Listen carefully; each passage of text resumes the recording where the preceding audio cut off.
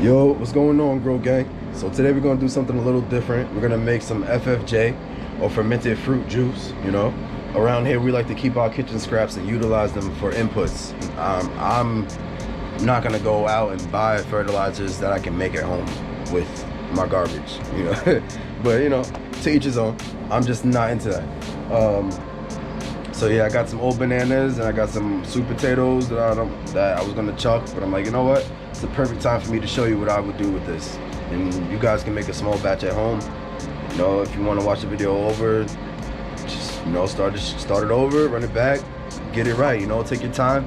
First time you might mess up, but just keep trying. You'll get it right. You know, it's a very beneficial input for the soil, right? So yeah, we got a little makeshift table over here. Super ghetto, but whatever. We're gonna mix up on here. Let me go get the fruit. I'll be right back. All right, boom. So look, we got the sugar, 2 frozen bananas, 2 sweet potatoes. The bananas, they're black because I put them in the freezer, but that's all right. The main key is to make sure that the fruit that you use is ripe and that it's peak sweetness or peak ripeness is what you want. Right here we have 750 grams of fruit. I'm gonna go cut it up and I'm gonna weigh out 750 grams of sugar. I'll be right back. I know you guys don't wanna watch that. All right, here we go. So yeah, I ended up not using a big sweet potato because it wouldn't fit in the jar. So the big potato was 365 grams. Minus that from 750 and we have 385 grams. So 385 grams of sugar, 385 grams of fruit. Here we go. All right, let me put you guys on my chest so I can mix this stuff up.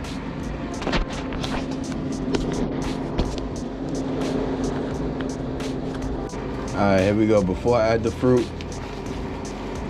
I wanna break up some of this sugar. Right, break up some of the clumps of sugar. To make it a little easier to mix up.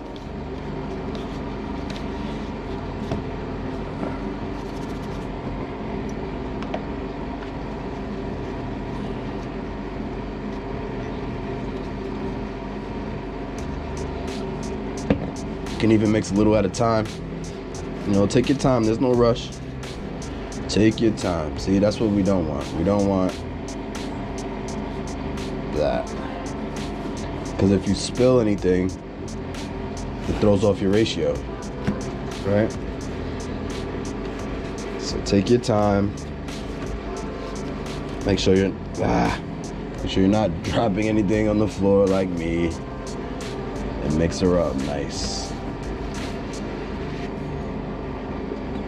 Potato.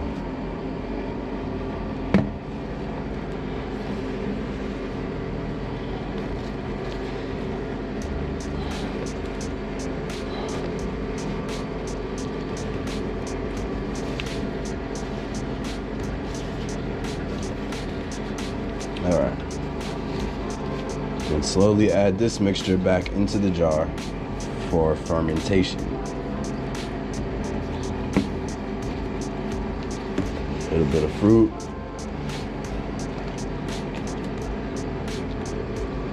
Like I said, be very careful not to spill anything like me,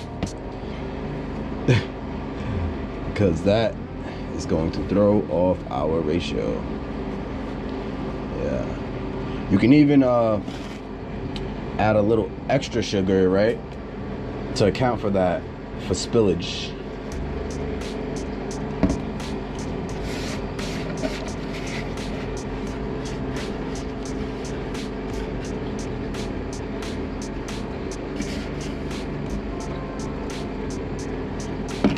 Okay. All right. So now we got all our material into the jar. We're gonna put another cap of sugar over here, over top. Cap it off on the top. Stop any bacteria from entering.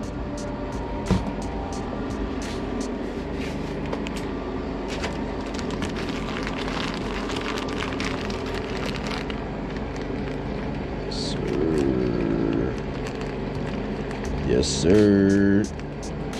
All right, here we go. yeah, that's pretty much it, right? We're gonna put this in a cool, dark place, let that ferment. Oh, you can put a lid on it. You're gonna have to burp every day.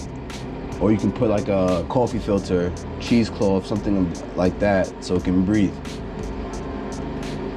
And just let that sit and ferment for about a week. We'll come back to it, and I'll show you guys in a later video what we're gonna do with it. All right, there you have it. Got a little jar of sweetness, short and sweet, real easy. So remember, same weight fruit to same weight sugar, right? Chop it up. You could even blend it up and like emulsify it. That would actually help, but I'm not gonna do that. I'm not in a rush. I'll let it sit. Yeah, and like I said, and I'm gonna let this sit and ferment, and in a later video I'll show you what to do with it, because I actually have a couple plants that I'm gonna flip into flowers soon.